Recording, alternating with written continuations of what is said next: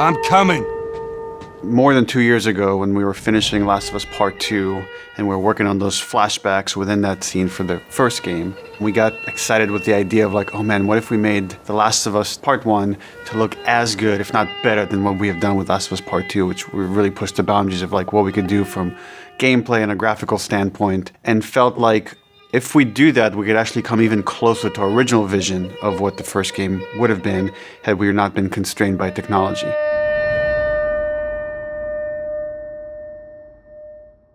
The original creative vision of The Last of Us, I think in a lot of ways was larger than what the PlayStation 3 was capable of.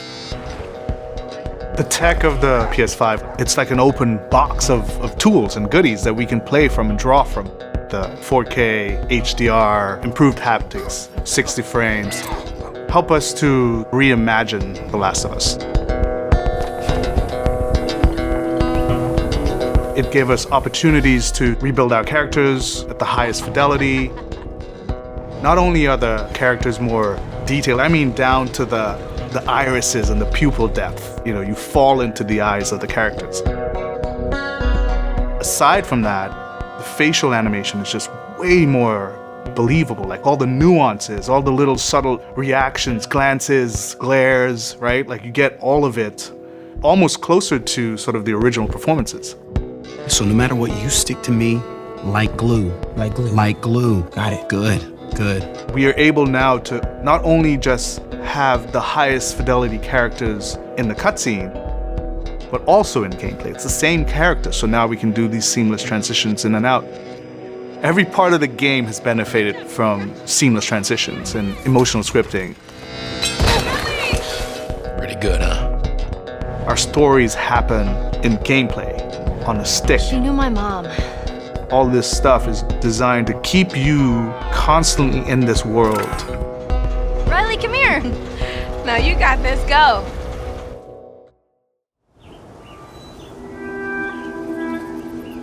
One of the things that the PlayStation 5 is really enabling is that we're able to have a density of physics objects in a scene that we could never do before. Like, this has always been the dream, is to have this number of bumpables, chippables, breakables, destructible objects in a scene. It just makes the world feel rich, makes it feel lived in.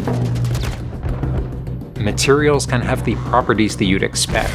The turret truck in Pittsburgh, when it's firing at you and it's just ripping apart the concrete and sending objects flying left and right. Seeing things break, like there's fear, there's a real fear that it invokes.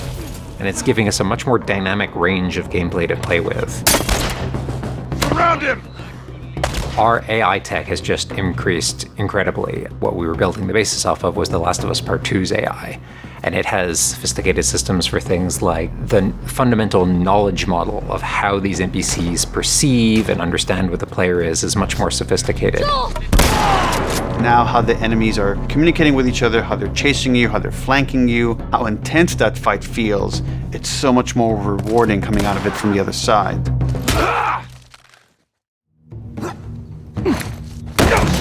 Get out! One of the other big AI improvements is the buddies.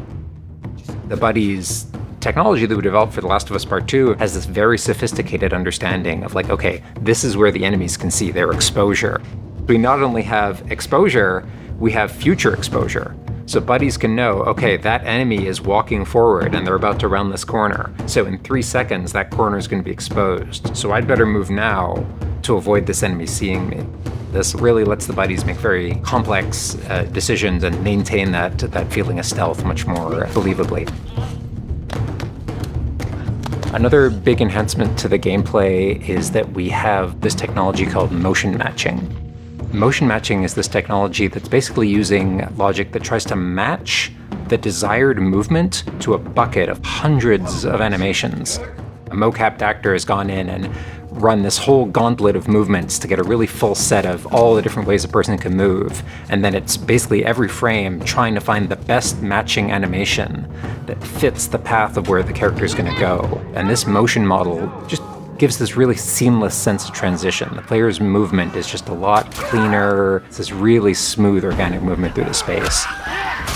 First, we just had to build that core experience. And then beyond that, we wanted to add several features that fans have been asking for.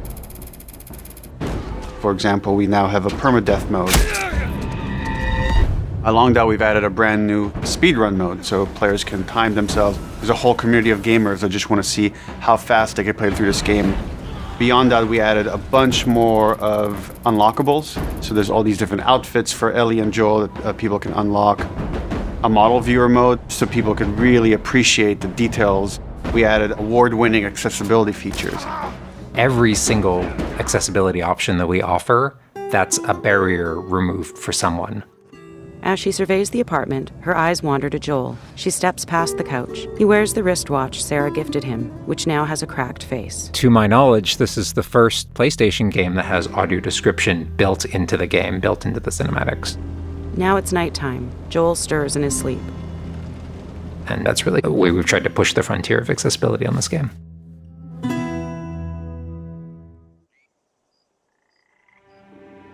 So much of the identity of The Last of Us is the world. We revamped completely the art direction. You know, everything from these expansive vistas that not only are they beautiful, but you feel the environments. You feel the environments in a much more visceral way. The rooftops overlooking the Capitol building, for example, like just the breath of fresh air when you go up there and you feel that sort of release in tension. And then, to juxtapose that down in the tunnels in Wilds, and you get that dank, flooded tunnel feel, that humidity, you can actually feel it. All these environments are just completely reimagined. Now we got our engine on the PS5, those haptics, the 3D audio, the fast loading. It really creates a much more immersive, and because of that, much more emotional experience. One of the things I absolutely love with the 3D audio in The Last of Us Part 1 is being able to hear an enemy before they sneak up on you. And trying to do a stalker fight with the 3D audio is just so much fun. You're hearing them skitter around in a different room, and you're hearing them trying to get it behind you.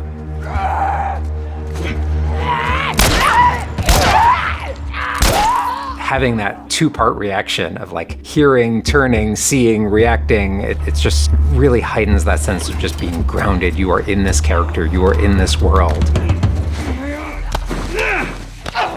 Now, with the PlayStation 5, the amount of control that developers have over the DualSense, it's really, really cool. All the guns in the game have a variable amount of resistance on the triggers when you aim them. The way it works with the bow is that at the very beginning, when they're starting to draw the bow, there's a little bit of resistance. And then as the bow gets tauter and tauter, the amount of resistance is increasing. And then when you release the bow, you're also getting that resistance going out of the trigger. When you are aiming and firing the shotgun, you're going to get a haptic vibration on the shot. And then what I think is one of the ways that the DualSense really advances things is you're going to get a haptic vibration on the pump of the shotgun. And what's much more sophisticated about that on the DualSense is that in effect has a little speaker in it. And it's playing an audio file that comes through in the vibrations. And those two beats is what you're going to feel on the controller. Looks like a good spot.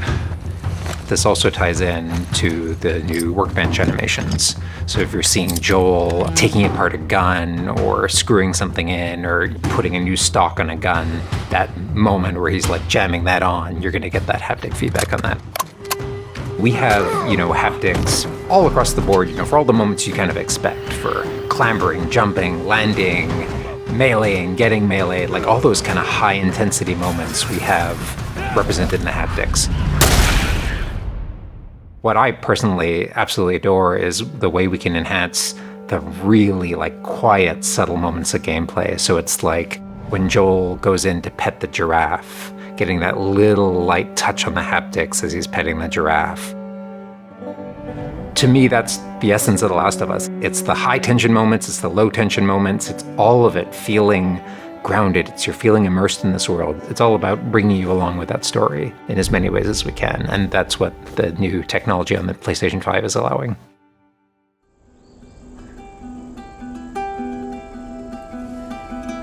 So is that everything you hoped for? Jury's still out. There's something special about that core experience of playing as Joel and Ellie on this journey. Then to take that experience and really honor it and keep the authenticity of it, but elevate it in every way possible, whether it's pipeline, whether it's art direction, whether it's a technology, everything that allows us to make that experience better. Not different, extremely better. That's why, to me, this is the definitive way to play The Last of Us.